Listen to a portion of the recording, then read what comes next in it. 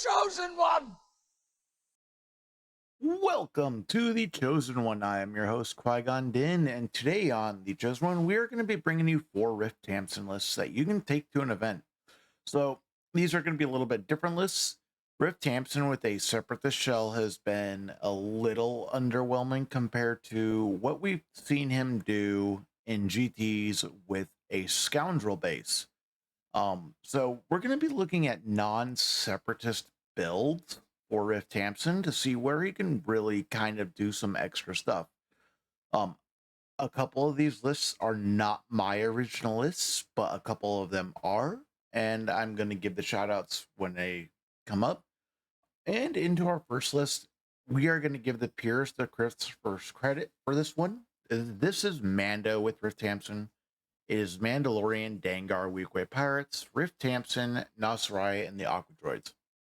This list, after putting it on the table a couple times, it is very much a list that is utilizing the reserve mechanics to really get access to decent activation, so that when Nasrai comes up at a right time, the Aqua Droids are still hitting pretty hard, and Riff gets extra dice. The Weequay Pirates, you're going to see these featured in a lot of lists. They are just that strong right now. And Dengar adds another reserve element with Mando so that this list really feels force efficient. And Dengar is just kind of an all-arounder, steadfast, heavy hitter on a point. And then Mando gives you the revenge trigger because your stuff is going to kind of go down, and Mando is just very solid. Into list number 2, this is going to be my take on a rebel kind of scoundrel. I'm taking some ideas from Scott B's list, which will be featured next. But this is my take. He's playing Crosshair here with Nasrai. He took Nasrai, Riff Tamson with Crosshair, Weave Parts. This part of the list I took from Scott B's list. I'm kind of copying the idea here, but I'm utilizing it with Han Solo. That way, when Crosshair gets a wound, I get force back from Riff Tamson. It also ups Riff Tamson dice, but I also get the dash off of Solo. So when your supports in this list, Weequay Pirates and Base and Turret, start attacking stuff and getting wounds, not only is Riff Tamson moving, but so is Solo. We're adding in Gorm, which can dash the Weequay Pirates board wide. Its mobility. Gorm has a very good gun. He's not like the craziest piece, but he's got some decent damage output for a 3-pointer, and his expertise is excellent. Phase and Turret here help mitigate the force issue, and they are just a all-arounder, strong support. Again, anywhere you're going to see a Scoundrel base, you're going to see Phase and Turret splashed in if possible. This list is more mobile. This list is all about the mobility and utilizing your supports to get wounds and movement for Riff, for Solo. So very, very kind of interesting idea here. Next up is Scott B's list. So he took this to Nova, and he ended up getting third with it. This is a very cool idea with Andor, Ezra Bridger, and Baze and Turret with the Riff Tamson Crosshair Weequay Parts. I definitely get the mechanic of using Crosshair to get wounds, to refresh up force, to also just set up Riff Tamson for later in the game to get extra dice, because Crosshair is like the killiest secondary in the game.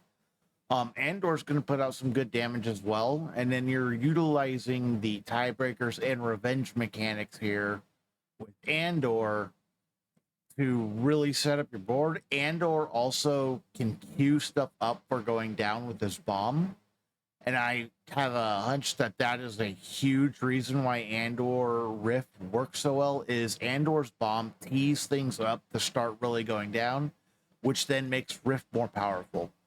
Into this 4th slot, this is my mobility list. So I'm playing Riff with Jango Fett and Weequay Pirates here. And then I'm playing Charming to the Last Princess Leia with Lobot and Bartu. So Bartu is just the spy, they're scoundrel, they're going to be able to move Riff, but they are also can get moved off of Leia. Lobot here is kind of a really cool piece because where Lobot comes into play, Leia can get a focus off moving next to Lobot, which gives her an extra dash with her crack shot. Jango Fett can land next to Lobot, get a focus, which gives him a jump. So these two become extra mobility pieces. Lobot can move anyone in the list outside of Leia with his tactic. So we're really utilizing that scoundrel tag here. And then Leia's just a generic revenge trigger.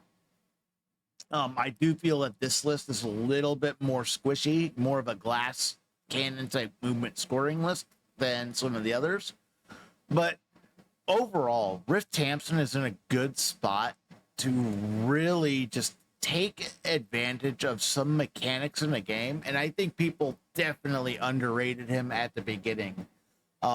He is a workhorse, and I think he has got a lot of play into the future of the game with every new Scoundrel release and every new Separatist release. Riff is going to be someone to watch out for. Thank you for watching this episode of The Chosen One, a Star Wars Shatterpoint podcast.